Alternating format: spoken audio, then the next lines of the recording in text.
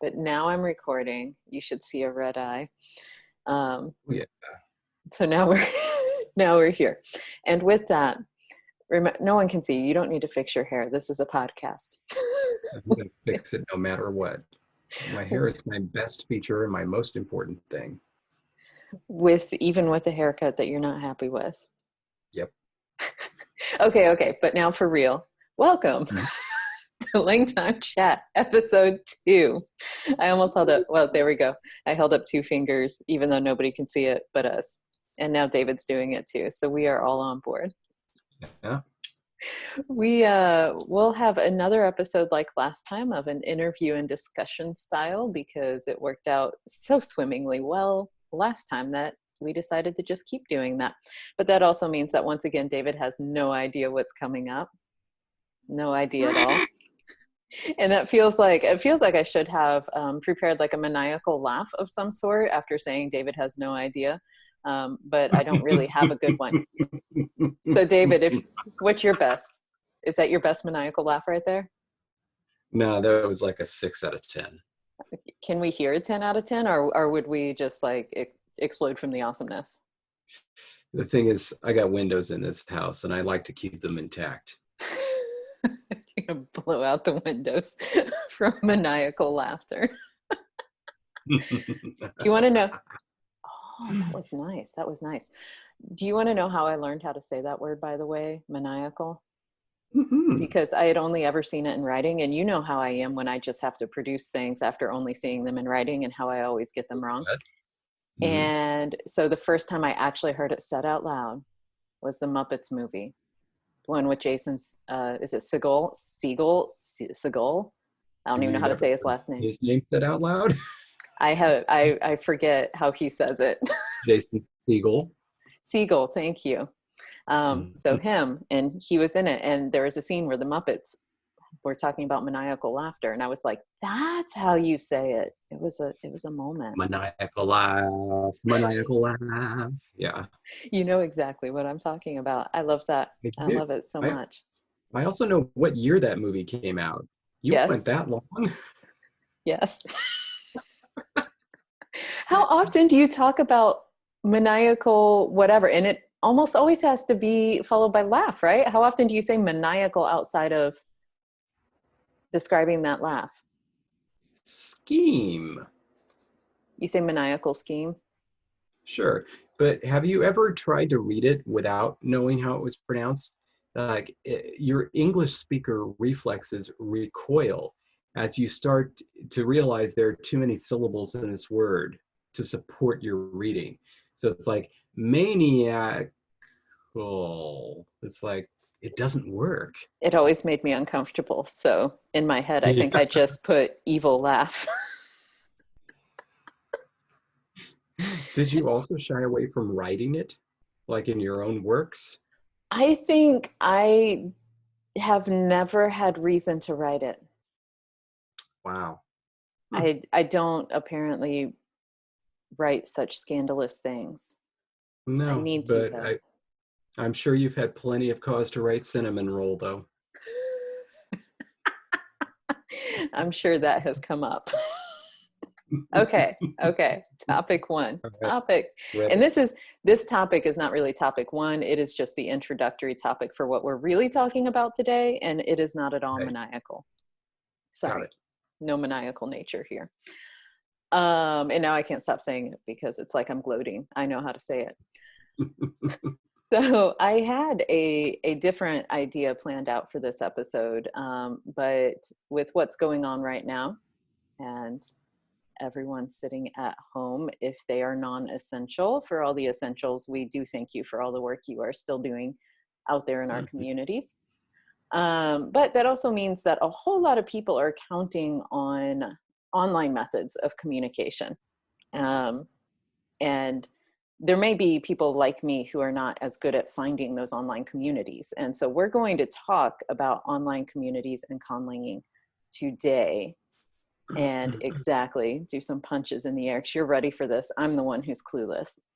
And also I want to point out that I personally, one of my best ways of coping with situations like this where I am kind of stuck inside, or you know, things are going on and they're too big for me to process, I like to create. And what is better to create than languages? I mean, really. And so, Yes. what do you do for coping mechanism? In general or right now? Right now, in general, I don't know. Whatever feels good. So I've discovered something of late, which is that mm, working is my comfort. Mm, Uh, so it's like, in fact, I actually use work to put off work. Um, but like, I you do know, that too. of course. But it's like, if I were just given a span of an hour and said, you can do whatever you want with this hour, I would immediately jump to one of my language projects. So whether it's working on a language or whether it's working on my new website that features the languages, or whether it's, and actually this is something I've been wondering about, what I really want to do is start sketching out some uh, early pictures that could lead to pictographs for our language, but I don't know if I'm allowed to.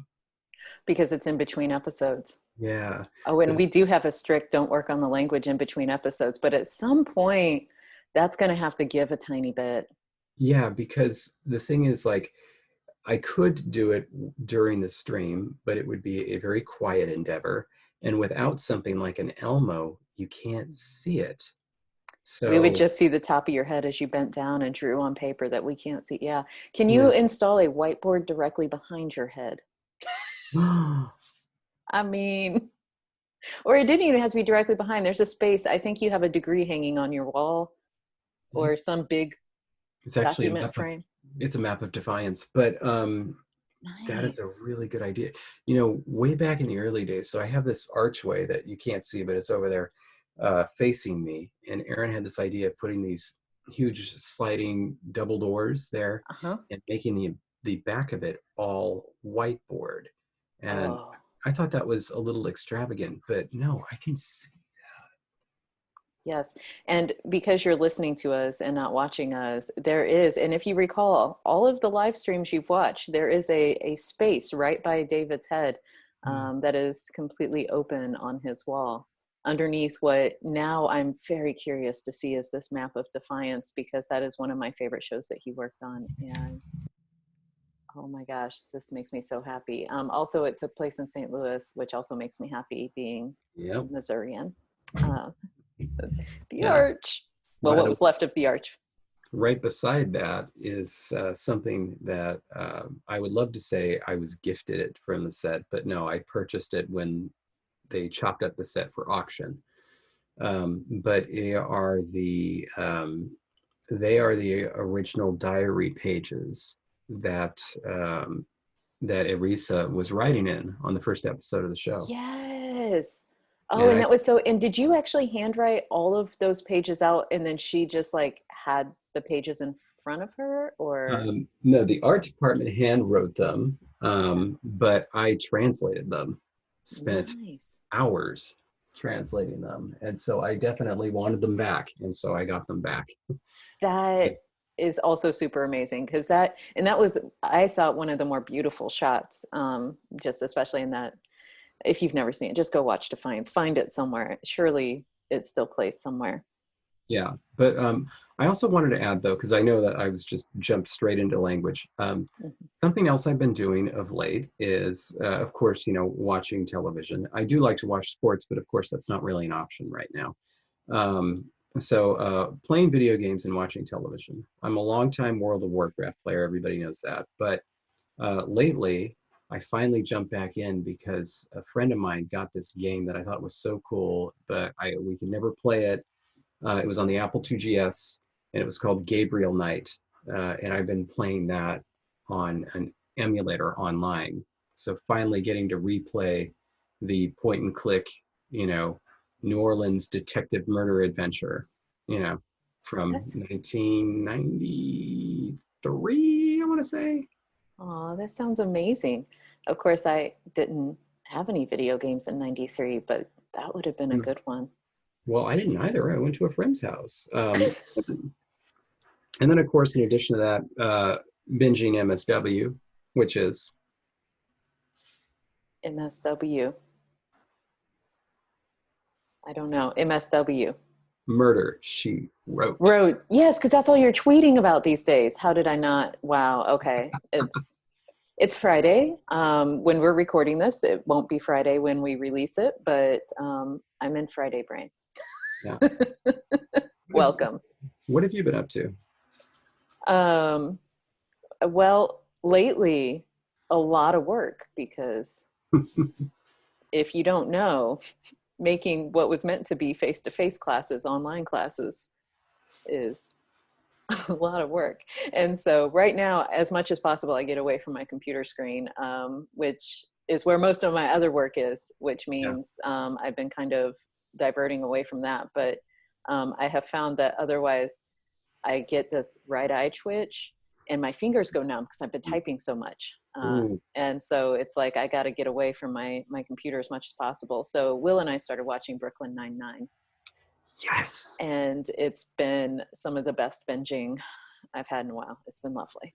New episode out today. I was really excited to see it because, of course, I'm a big fan of The State. I forget if we talked about this, but the sketch comedy show that was on MTV that ran for 3 seasons in the 90s. And I've been following the careers of everybody that's been on The State, and, since that point. And Joe Latrulio, who plays Boyle, Detective Boyle, is on Brooklyn Nine-Nine. So I was like, well, of course I'm watching this, but gosh, so funny. Okay, so I just started watching because I had heard great things from so many people. And so whenever we finally got Hulu, I'm like, hey, we can actually watch this. So we decided to give it a whirl. And I knew that Andy Samberg was in it, and I liked him when he was on SNL. So I was excited about that. But my surprise person who I didn't realize was on it, and I was so excited to see him, was, and I'm going to say his name wrong, but Andre Braugher? Andre Braugher, yeah. There we go. Who plays the captain, Captain Holt. He was on a show called Men of a Certain Age.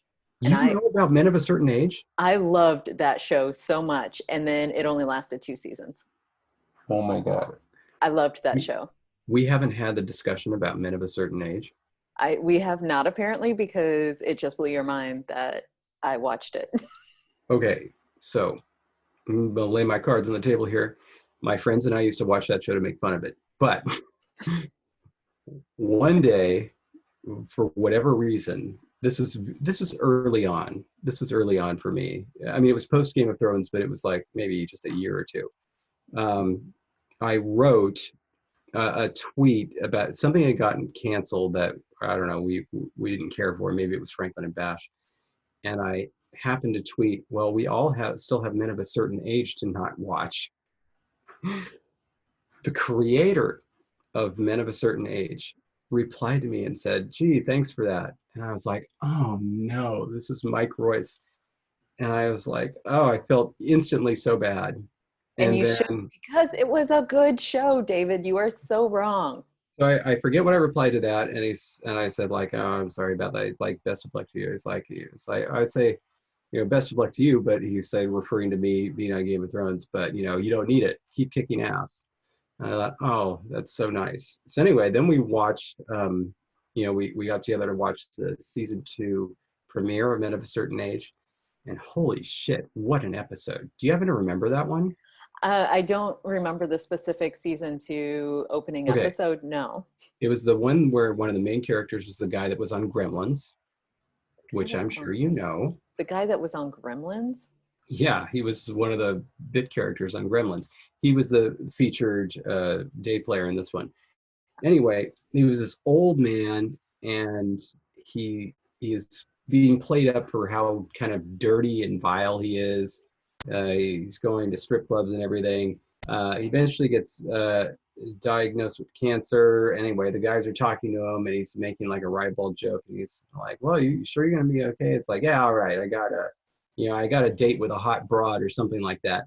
And then the last scene you see, it actually is one of the strippers who is sitting next to him as he is in his chair getting chemotherapy.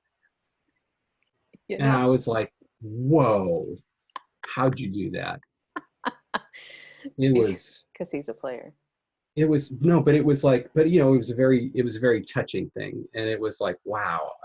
So I was like, you really pulled that one off. Very well done. Anyway, so Mike Royce, of course, went on to do One Day at a Time, which is amazing. If you haven't gotten a I have chance to not watch seen that. that. Mm-mm. But yeah, it's so funny because you know, Andre, Andrew or Andre, shoot, It's Andre is how it's yeah, spelled. Now, if Andre he Braugher. says it, No, Andre Andrew, I Braugher. can't. So in that show, of course, like he's, you know, got this overbearing father who is Yes. he's always trying to live up to. And then in this show, he comes on. And so I remember the GIF set that was on Tumblr that really put it over the top for me. It was, I can't remember if it was a season 1 episode from Brooklyn Nine-Nine or season 2, but it was Thanksgiving episode.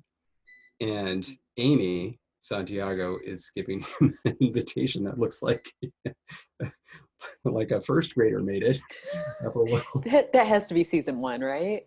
yeah, of a little like you know, cardboard paper, construction paper turkey.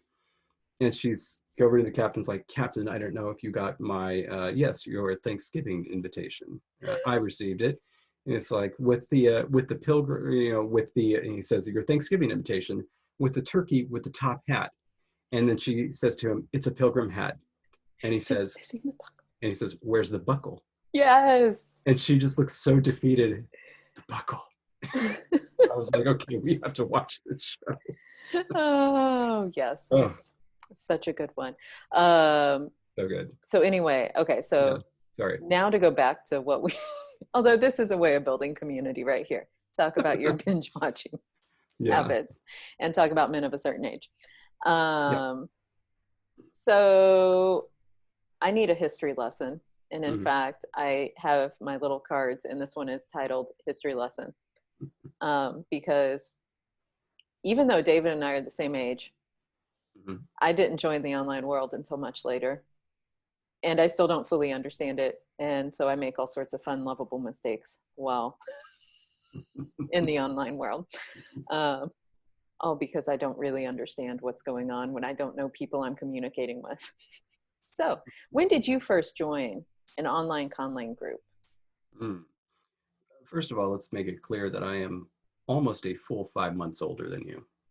Yes, yes. And it is, we have decided those 5 months that make all the difference, Yeah. not the fact that I was raised in a rural area with little to no access to certain things. And you were not raised in such an area. We have decided that's not the factor Mm-mm. at play here. It's really those 5 months. I So, matured a lot. I matured a lot. Got a lot done in those 5 months. like a decade worth in 5 months. So, So, your first online conlang venture.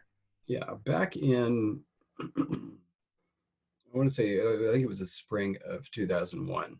Um, I, uh, I had been creating my first language for some time at that point, and I was enjoying it. And for some reason, I guess I waited that long to try to Google something like this. And the first hit that I came upon was a little guide for how to create a language by Pablo David Flores. A number of people knew both him and that guide back at the time. Anyways, I was reading through it. He had a section of links at the bottom, and one of them was to the Conlang listserv. Um, and so I thought I would go ahead and join that and see what it was about, and you know, share my genius with them because I assumed I was much better than everybody else at that time. Um, and you know, all the emails that are sent to that listserv are publicly archived, so you can look at them now on the web. So you Oh, I can see, have accessed some of them, by the way, because I yeah. wanted to reference certain debates that were held over Oh the boy. years. Well, you can see my very first email, and it's kind of confusing because you might think like, how could this possibly be his first email? Because it's just a reply to somebody else's email, kind of a snarky reply. Um, You, I snarky? didn't, yeah, I didn't introduce Never. myself. I didn't say, hey, I'm a new person. Let's join this list. And I am happy to talk to everybody. No, just instantly replied to somebody's email. It's just like, that was my intro. I now need to research this. Here, give me just a second. Hey, what's up? I'm gonna go to the office. Oh, okay. You want to say hi to Jesse? We're just doing I it. thought you guys were doing a podcast. Yeah, we're doing an informal podcast. No. But, you know, do you want to say hi? It's not, even though the video's up, I don't think we're going to use the video. You know, we're not using video. Hey, oh my gosh, but it is so happy for me to be able to see you. Instead of just being a disembodied voice. Right? Yeah, that's normally, or sometimes I see an arm, and that's very exciting too. But but to actually see you is so fun, because I haven't seen your face like this in like talking form in like 6 years. Wow. Yeah, it's been too long.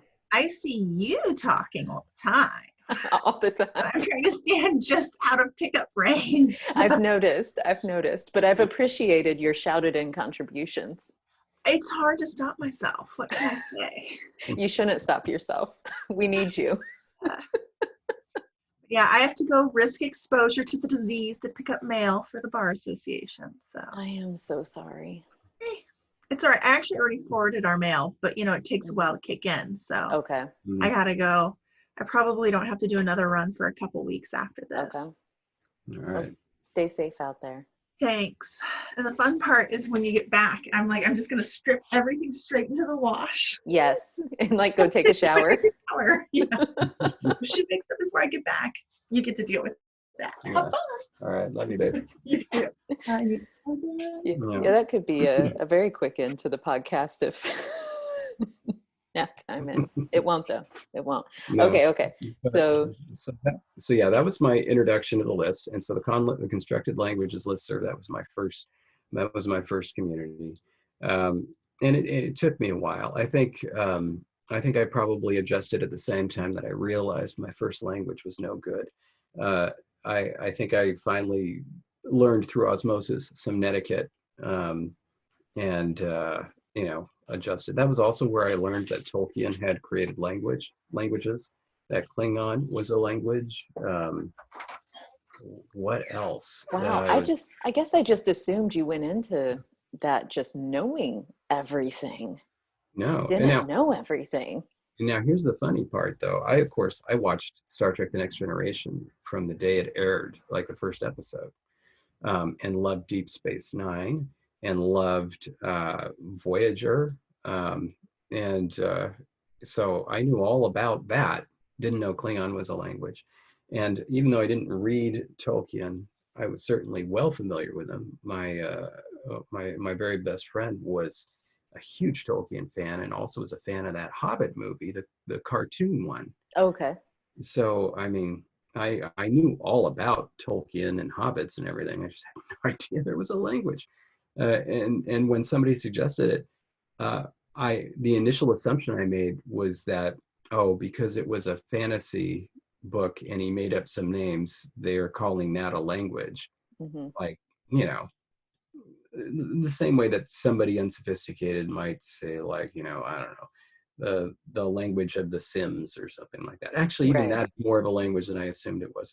I had absolutely no idea that Tolkien had actually created languages. I was very, you know, humbled when I saw that he had.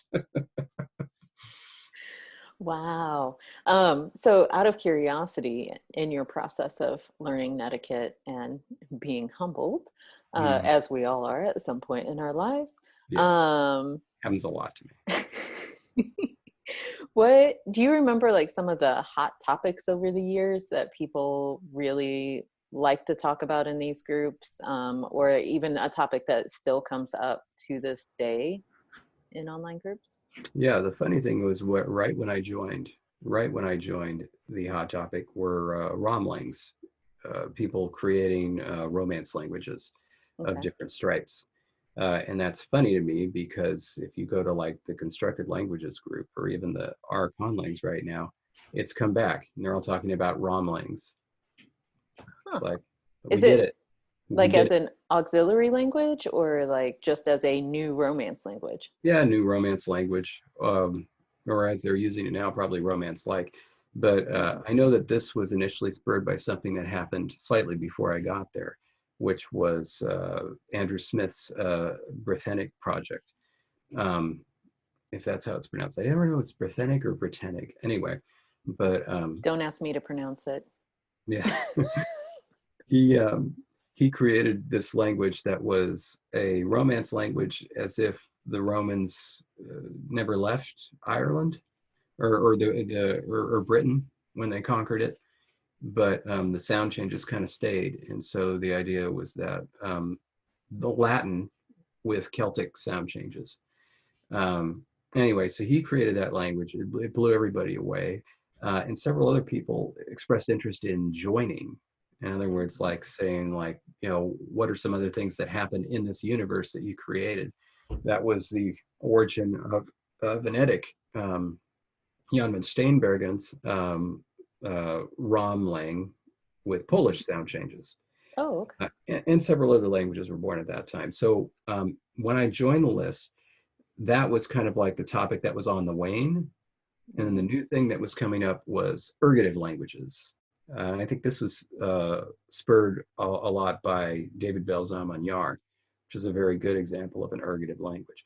So at that time, everybody was just popping off with like, well, I've got an ergative language. I've got an ergative language. They were all doing ergative languages at that time. Were most people sharing information about their own work, or were they using it as a resource for asking questions and building camaraderie, or kind of all of the above? You know, at that time, I'm going to say it was mainly people sharing stuff about their own work. Like, that was the way that camaraderie was built, I think, on the Conlang list, and also the way that you kind of established yourself. So you came out with, you know, a new project, or found a way that an existing project of yours could be relevant to the topic of discussion. And this was kind of like a way that you made a name for yourself and were able to, you know, when you sent out a language or a post and it was expressing opinions, that people would actually read them and you know, respond to them and engage with you. So yeah, at that time, yeah, there were tons of new language projects that were coming. There were certainly a lot of very well-respected members on the list that mainly stuck to just one language. But for those who were kind of like in the tier below, and also the tier below that, and I would count myself as the tier below, right?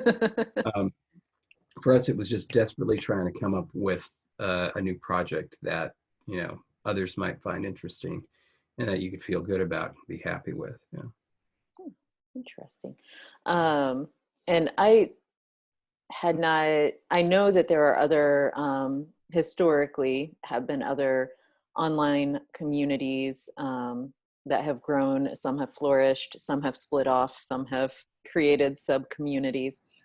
And so I'm curious if right now, so if someone is sitting at home thinking, wow, I really want to be more active in an online community, do you have advice for how people might find them? Like, I know you can search on things like Reddit, but is there still a listserv for conlangs in general? Yeah, the Conlang listserv is still there. It's not very active, Okay. but it's absolutely still there, and you can join. The best place to find communities, though, is actually the Language Creation Society has the best listing of all the communities. They have not the communities of every stripe, so not just listservs, but bulletin boards and also Reddit, Facebook, and Discord. They've got everything, and they also have it in different languages. So if you're not an English speaker, they have listings for communities for non-English speakers as well. That's the best list that exists right now, the best collection of links. So I would go there first. But in terms of figuring out what a good community is for you, that's a bit more difficult. First, I mean, number one is activity, and that's going to wax and wane. So like, so there's activity and interface. So like, let's say the best interface for you is you like to get emails in, you like to read longer emails, and you like to respond, then probably the Conlang listserv is the best place for you. However, you just have to know that it's not very active right now. I mean, we're talking like 5 to 10 messages a month, whereas in its heyday, we're looking at between 50 and 100 messages a day. Holy cow. And in fact, also like being admonished by the list administrators, because we would hit the limit, the daily limit of messages. And so they would be, they would say things like, try to respond to more than one person in your reply. Okay. Don't reply if you just have a little one sentence thing to say, all these rules so that we wouldn't be hitting this upper limit of the maximum number of messages you could receive in a day. I mean, it's the type As of thing where, like, if you took a weekend off, you came back and it's like, it's over 350 emails to sit through. as someone who it gets anxious when I get emails and I have to pay attention to them. I'm not an email fan. And so thinking about seeing 50 to 100 emails coming into my inbox that much, like that stresses me out. And I could not imagine. So I know that would not be the community for me, because I would go into my avoid zone and like not even open one email because it's just too much. And I also struggle with if I'm thinking of my reply, and I like to be thoughtful in my reply, so I'm going to take a while before I actually write my reply, but then 8 other people have responded, and then I've got to think about that, and then at some point it just becomes too much and I never reply. So you will find I have joined certain communities that do a lot of email, and my voice is totally absent because it's like too much for me to take in and I don't know what to reply to. It's like a Yeah. group text. How do people do group texts? Too much. Yeah, and I think especially with the rise in group texting, others have discovered that they are the same. Yeah. you Yeah. know, but yeah, there would be a number of times, especially on the Conlang listserv, where you'd see somebody who's very active, and then they would either announce or they would just go for like a few days, and then traffic would continue, and then suddenly you realize, wow, I haven't heard from this person. And then later on you realize, yeah, it was the same thing. It was just too overwhelming for them. They felt like they couldn't catch up, and so that was it. They were just out. So yeah, it's definitely something to consider. Not a concern for the Conlang list right now. Not a concern. But that is so that was an email style. Yeah. Now, with Discord and Slack, I don't know of like a specific Slack community aside from the LCS one, but I know that there's a big Discord Conlang community.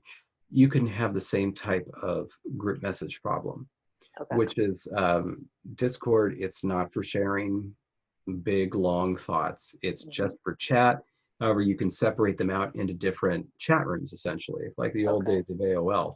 So it's like if you're only interested in some specific area of conlanging, there's probably a room for that, and you can go there. However, you will run into the problem that if you don't check it like once a day, or if it's very busy several times a day, you'll open it up and it's like 50 messages have gone by, and like there'll be like 1-line messages. And people will be talking about something where you don't even know. They'll have inside jokes already that you're not familiar with. And so it's like, well, am I going to catch up here to try to participate? And then it's like, if you see something that's really funny or you wanted to chime in on that happened like 4 hours ago, it's like, well, do I go and start a thread and respond to this? Like, do I respond now? And like, people are like, what are you even talking about? Right. Hours ago, those same people aren't even here. Right. So there is that issue. But it's something like Discord is really cool if you just want to chat with conlangers. Just, instant, have a discussion for people that are in the same headspace. That's really cool. Reddit, so our conlangs, Reddit can be good. It certainly will allow you to both fire off, one-off lines, but also have really long and thoughtful comments at your own speed. And with upvoting, it could make it so that if you open something up, hopefully the best stuff is going to come to the top, and so you don't need to read everything. But it's entirely dependent on others making posts or you making a post. Right. And then there's always rules, like with the Conlang, something like an email listserv, you can just send an email for whatever. But with this one, it's like your post has to fall into certain rules. And if it doesn't obey those rules, it could be removed by the administrators. And so there's a bit of a learning curve when you join that to figure out what exactly the rules are to make sure that you're participating in the community in a way that makes sense. So like one thing I know that they banned recently was there were a lot of people who would just say, is my phonology good? and then they'd make a post and it would just be their phonology.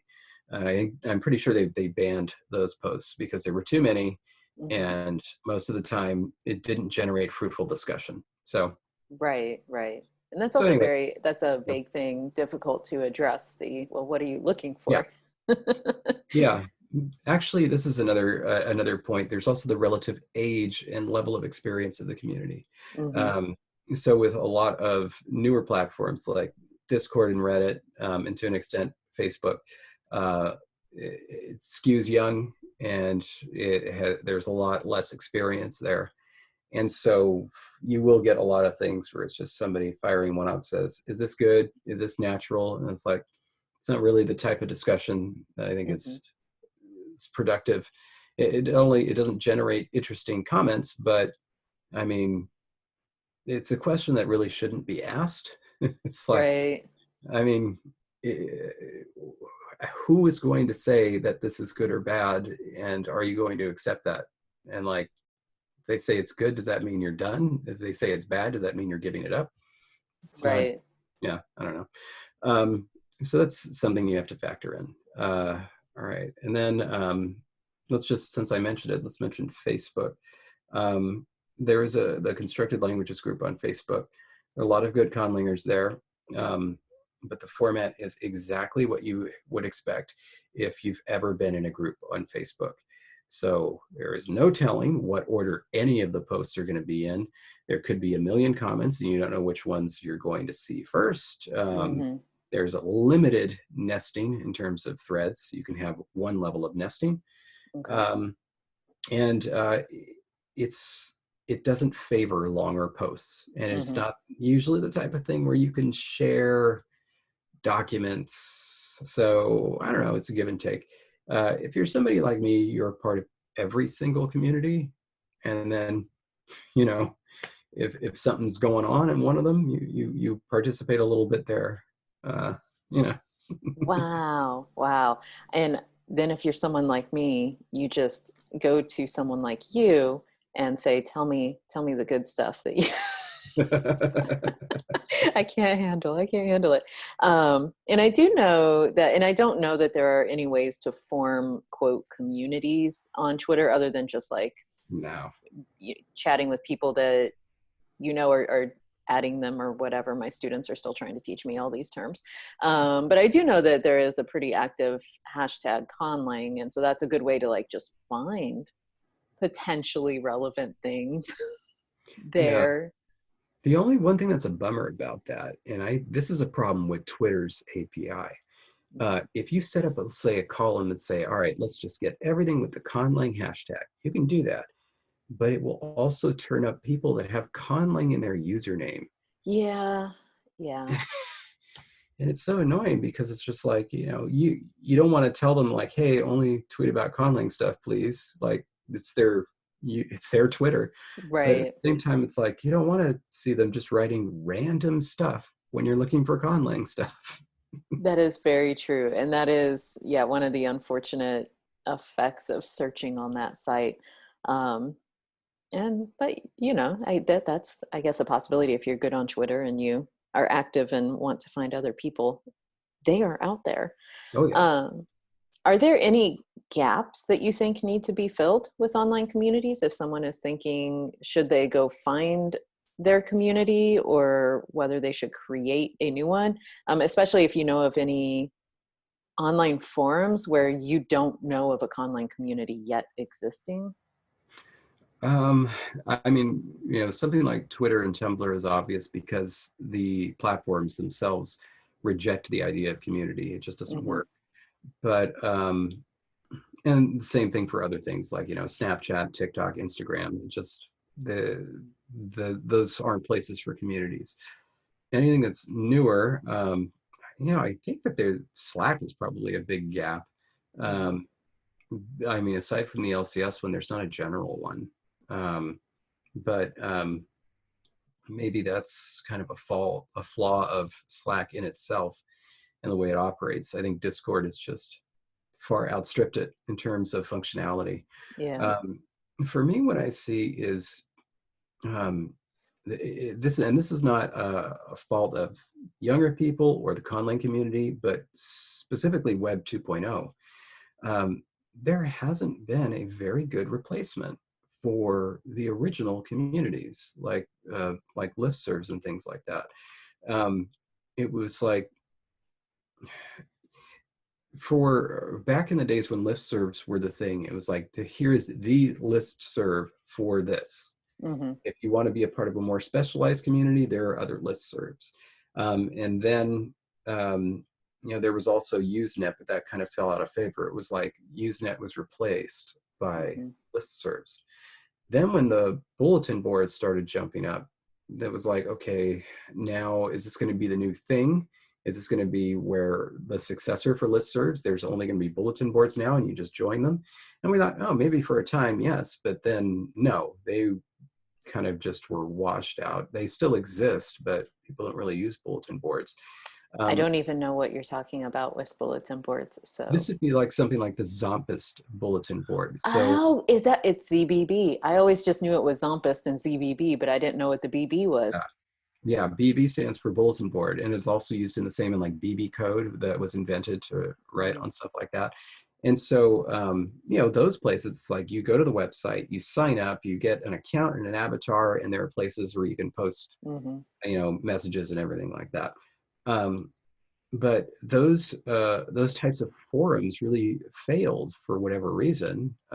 They had their heyday and then they were gone. I mean, they exist, you can still do them, but people don't really use them. They were somewhat replaced by the Stack Exchange phenomena, because yes, right, and that's essentially what Reddit is. It's just a Stack Exchange, because then you could, users could, modify the quality, right, of responses. But around that time that Stack Exchange was taking off, that was when Web 2.0 came on, which was like LiveJournal leading to Twitter, Tumblr, Instagram, things like that, which were completely community phobic. It wasn't like, hey, you're going to make your own community. It's like, no, you're a part of everybody and you can see everything all at the same time. And so we still, I mean, this was like 2006, right? That Twitter's starting. We still don't have a successor for listservs where you could say, hey, I'm interested in language creation. Where is the one place that everybody can go to find other language creators? Nowhere. And that is also an important thing. And I don't know enough about online programming and Web 2.0 and all of that to know the answer to this. But like, I know a lot of places you have to have an account there to be able to see it. So like, you can't see what's on Facebook unless you have a Facebook account and join the private group. Whereas my understanding, correct me if I'm wrong, my understanding of the listserv is that anybody could see it without signing up for the listserv. Is that correct? This is true. I believe you had to sign up in order to post, but anybody could see it. And there were also two interfaces. There was a web interface, and then there was just an email interface. I believe the web interface was deprecated sometime in the early aughts. But there used to be, two different ways that people could post to the list and read the list. Now there's just two different ways to read the list, not post to it. So I guess the thing that's so tough is like, you think about the mission of the Language Creation Society, and you might say, well, that's it. That's the place where everybody can go. It's like, yes, in theory, but it's not like the LCS is any good answer for regulating, or for condensing what happens on Twitter and Tumblr. Those platforms are just what they are. And furthermore, this is not, I don't feel like this should be, this requires an organizational response. So that is like, and what I mean by that is like, if an organization like the LCS doesn't exist, then an LCS should emerge to be the one place where everybody can go for language creation. It should be a technological response. It should just emerge as a matter of course. It's like, well, this is the one thing that everybody does. And so naturally, for every hobby, interest, and profession, there will be the one top level place that everybody manages to go to because that's just where everybody is. And we haven't got that. We haven't got the technological response to have something like that come to exist. So in effect, an organization like the LCS is in the same position as an individual conlanger, where they're just desperately trying to see if they can find everything. Right. And somehow put a link to it, I guess, it's an admirable goal, but it's not something that should be the responsibility of an organization or an individual. It really feels like there should be some new technology, some new web technology that's going to be the answer. That it sort of compiles a digest for you, if you will. Exactly. And we're not there yet. I mean, it was so cool when we used to be able to do RSS feeds. You remember those? Yeah, and I didn't realize you couldn't still do those. I mean, technically you can, but one of the big problems was that Apple basically disabled all of its support for RSS feeds. Oh, okay. So like in its mail program, it used to have a thing where you could import RSS feeds. And so what would happen is that, back when people were doing blogs, remember that?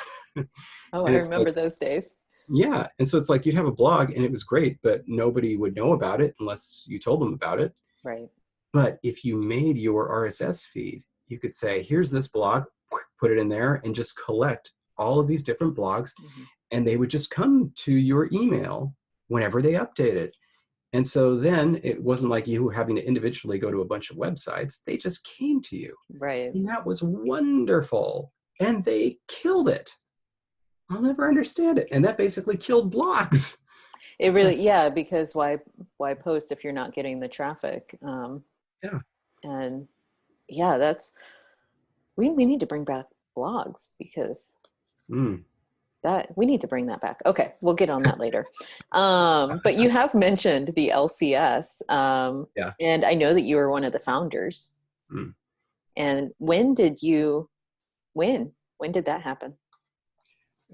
So the LCS was an outgrowth of the Language Creation Conference. So the Language Creation Conference came first. Really? I always thought it was the other way around. Not a bit, no. This is why I need my history lesson. Yeah. So the Language Creation Conference was completely Cy's idea. Cy was a list member at the time. It was a list member that nobody liked originally, because I think he joined the listserv, and I'm sorry, I think they joined listserv in roughly the same way that I did. It was kind of being brash and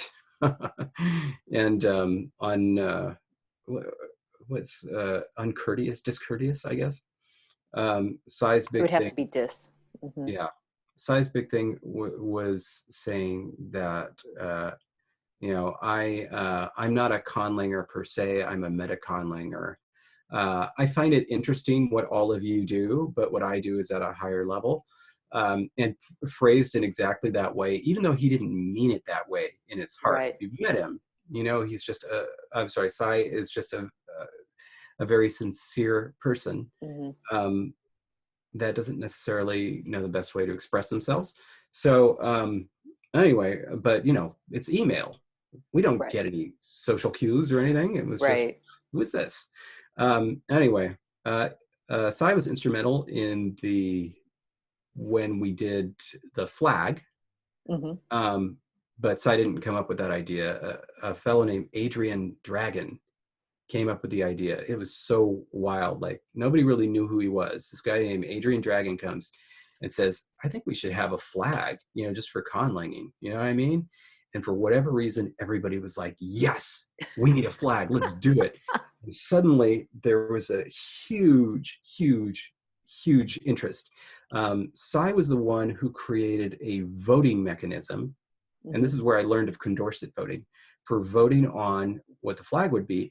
And all of us submitted designs. Many of us did. I submitted a design. And there were like 40 designs.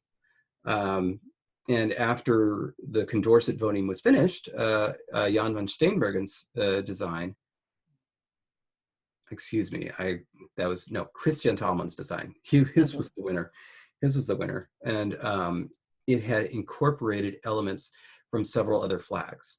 So like it took the basic design of my flag, which was a black strip below, a blue sky, a light blue sky above, and a rising sun, a yellow rising sun.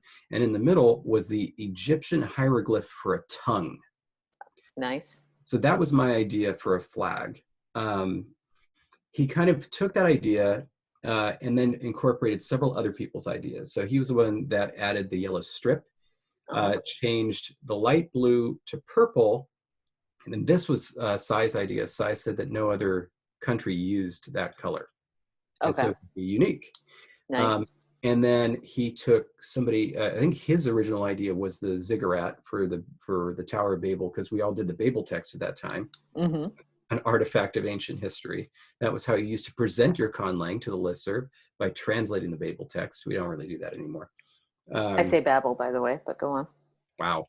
Okay. And then it had the rising sun. And so because he had incorporated several elements of different flags, and it was unique and it looked good, his SVG rendering was perfect.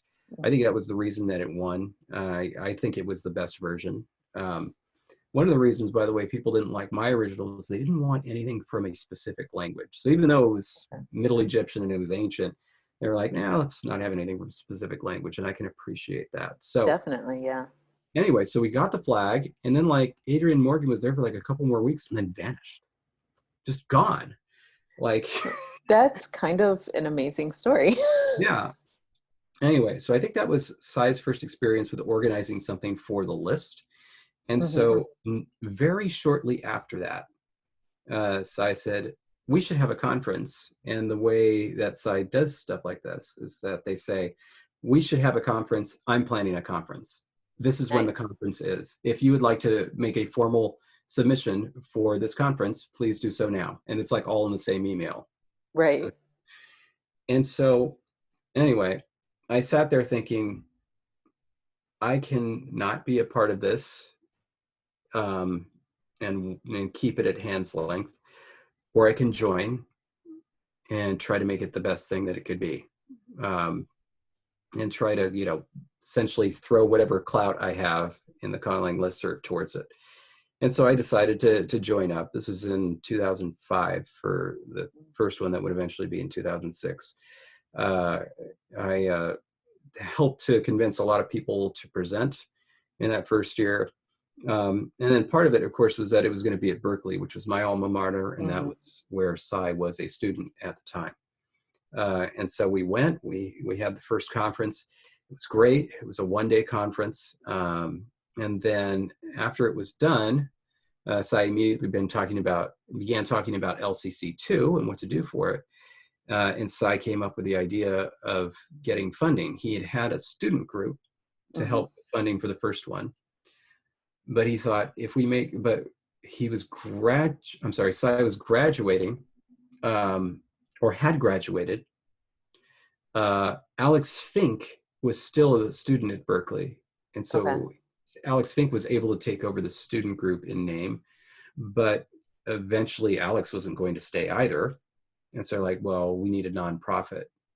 That way we can solicit funding. And so I said, we're gonna have the Language Creation Society, and we should have it be a nonprofit organization.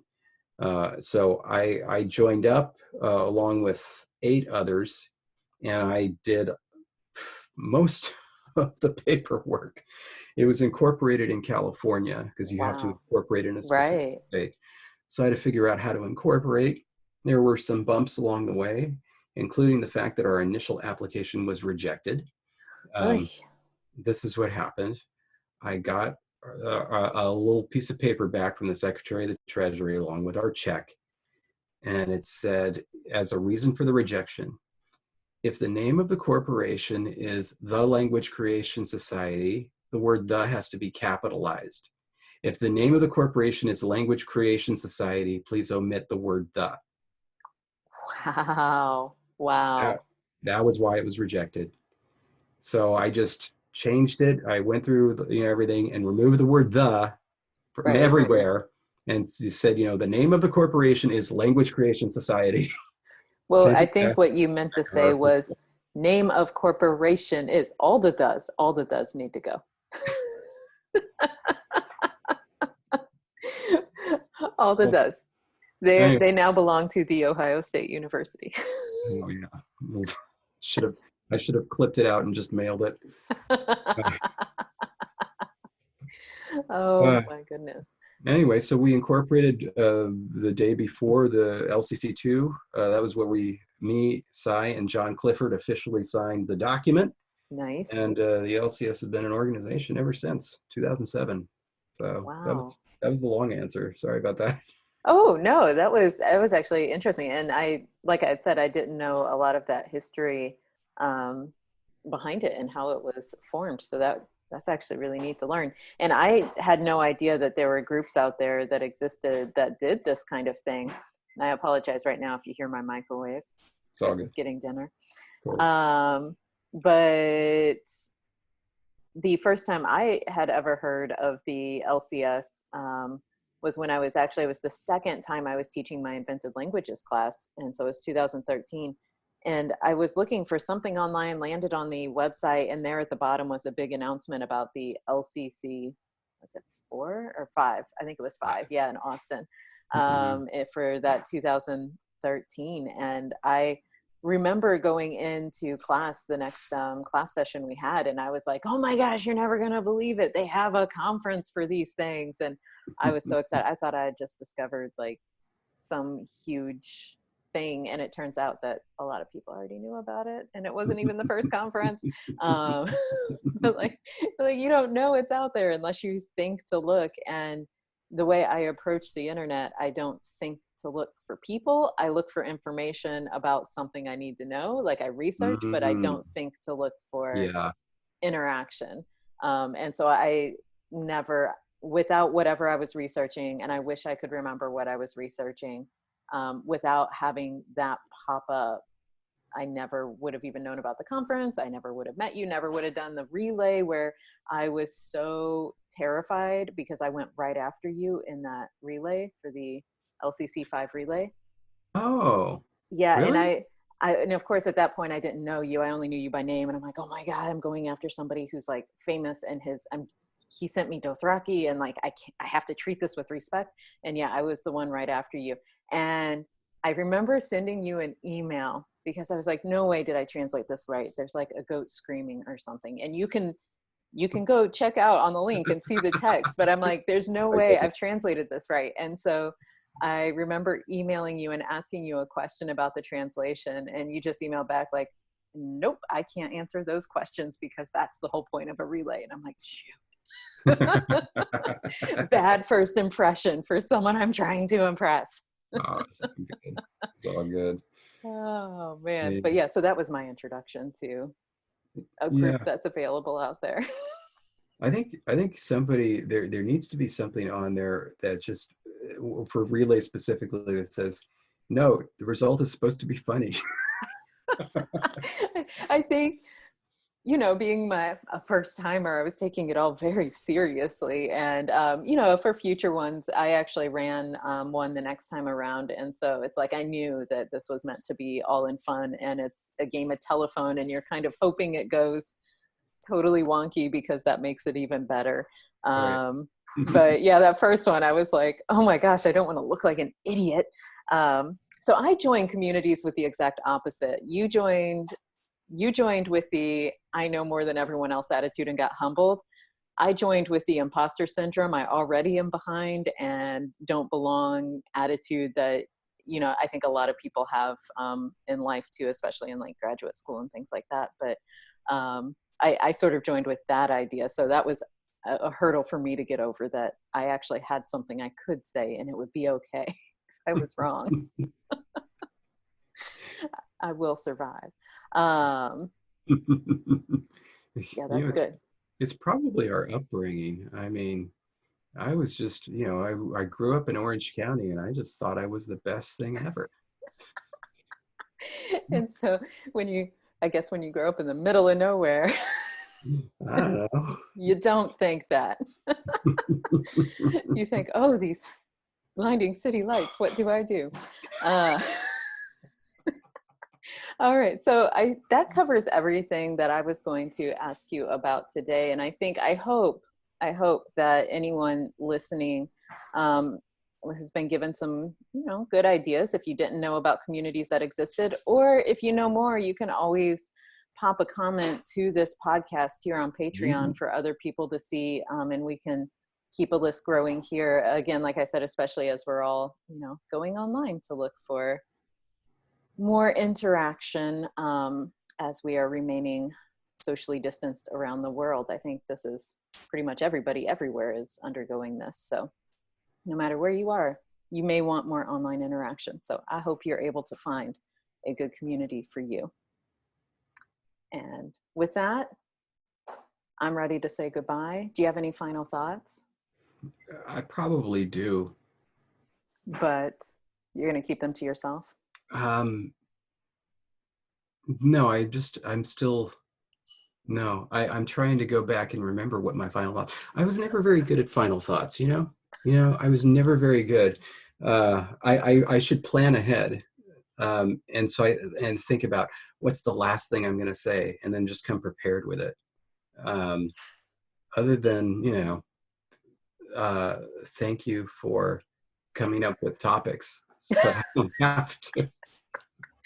Okay, so maybe this is really the reason that we'll probably continue this format, was because I forget, it was in one conversation we had, and I had asked you something about a format that you would like, and you said your favorite thing to do was just be interviewed, so you don't have to think before showing up. You just show up. Right. And so I was like, okay, well, I can do that. I can provide questions, and you can provide fodder for discussion without knowing what's going to happen. And that was leading me somewhere else. And unfortunately, I didn't jot it down. And so I've forgotten. So it's going to have to not matter right now. Remember, that's unfortunate. And that could be your final thought every time. We have it. We have David's sign off. Mine is happy conlanging, be well. I think, I don't think I can say happy conlanging. Isn't that something? That's George's. Yeah, that's his. With something else. So right now I'm just going to say be well, stay safe, and find a good community. Stay grammar. Stay grammar. Yeah. Oh my gosh. That's it. That's my sign off. Stay grammar. David's sign off is, go ahead.